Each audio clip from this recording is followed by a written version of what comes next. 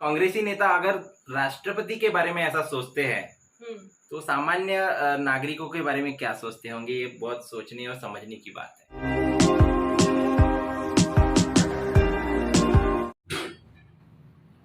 Hello दोस्तों, good morning, जय भीम। कैसे हैं आप सब लोग? उम्मीद करती हूँ कि आप सब लोग ठीक होंगे, खुश होंगे। काफ़ी लंबे समय के बाद मुझे लग रहा है कि अब जो ये ब्लॉगिंग है ये डेली होना चाहिए। काफ़ी दिनों से गैप बहुत हो रही थी और समय नहीं मिल पा रहा था, तो अब मैं कोशिश करूँगी कि हर दिन जो है ब्लॉग आ सके।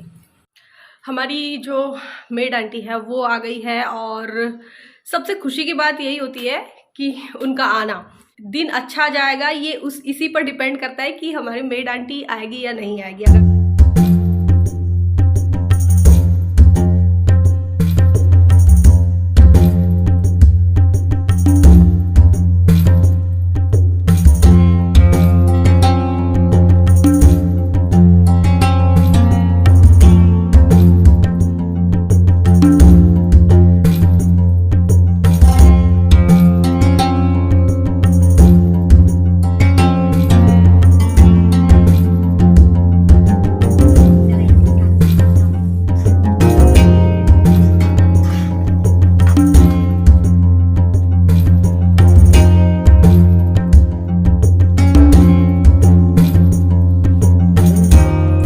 नहा कर हो गया है और अभी गुनगुन जो है वो तैयार हो रही है।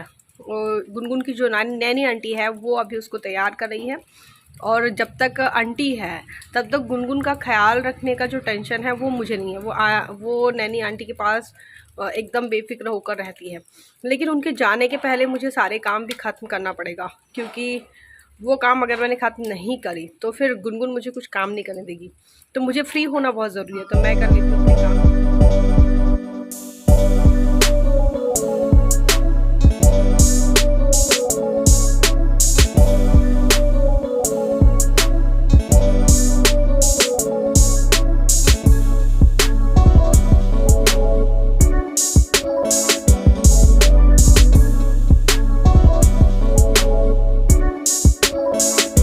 A few moments later.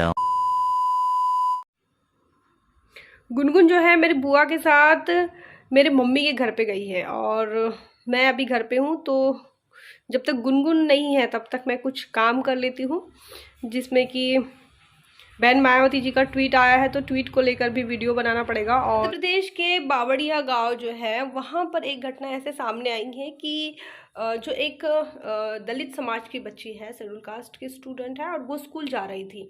तो ऐसे में कुछ सवर्ण समाज के लड़कों ने उसका रास्ता रोका, उसका बस्ता छीना, और उस लड़की का जो स्टेटमेंट भी आया है, और स्टेटमेंट में उसका ऐसा कहना है कि जो सवर्ण समाज के लड़के हैं उनका ये कहना था कि हमारे गांव से कोई भी लड़की जो है वो स्कूल नहीं जाती है, तो तुम भी नहीं जाओ। तो इस प्रकार की बात कर रहे हैं। आज़ाद भारत में है और हम, और अभी जो है आने वाले 15 अगस्त को हम फिर से आज़ादी का जश्न मनाने जा रहे हैं।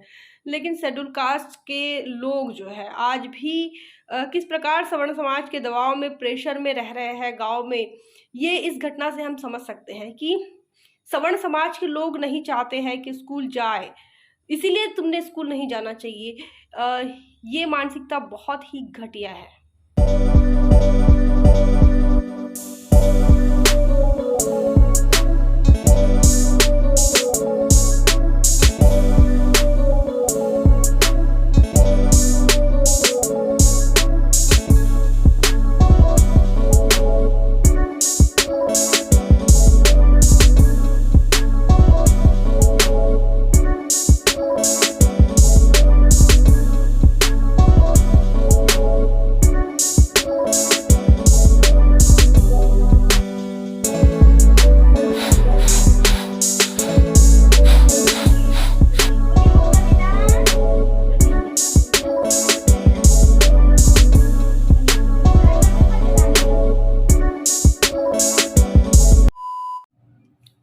हेलो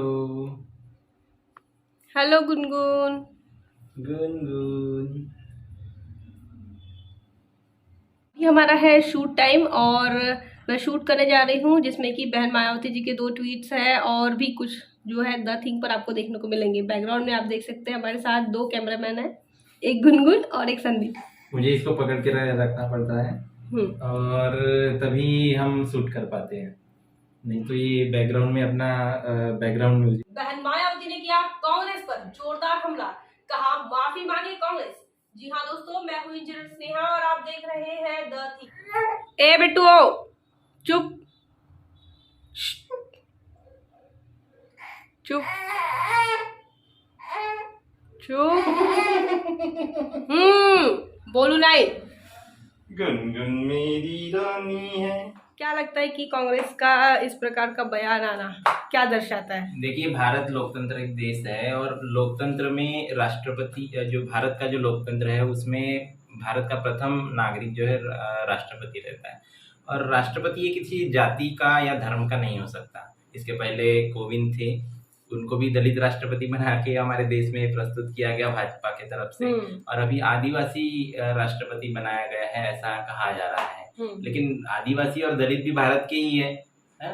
तो पहले तो भारतीय है और उसके बाद वो एससी है, एसटी है, ओबीसी है, सब कम्युनिटी हो सकता है। लेकिन कांग्रेस की तरफ से ऐसा बयान आना बहुत ही शर्मनाक है।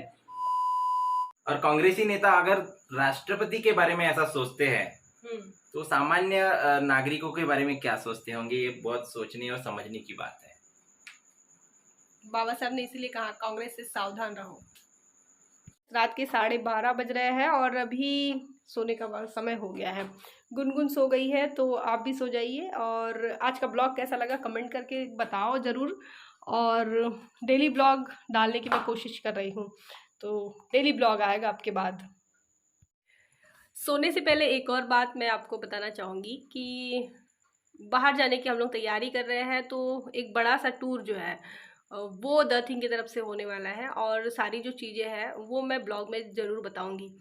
और कांग्रेस का जो बयान आया तो राष्ट्रपति को लेकर, चाहे फिर वो रामनाथ कोविंद हो या फिर मतलब दलित राष्ट्रपति हो या फिर आदिवासी राष्ट्रपति हो या फिर सवर्ण हो, इन तमाम चीज़ों को लेकर आपके दिमाग में क्या चलता है, आप क्या सोचते हैं, कमेंट करके ज़रूर बताएं। तो बने रहें हमारे ब्लॉग में। तब तक के लिए जय भीम, जय भारत।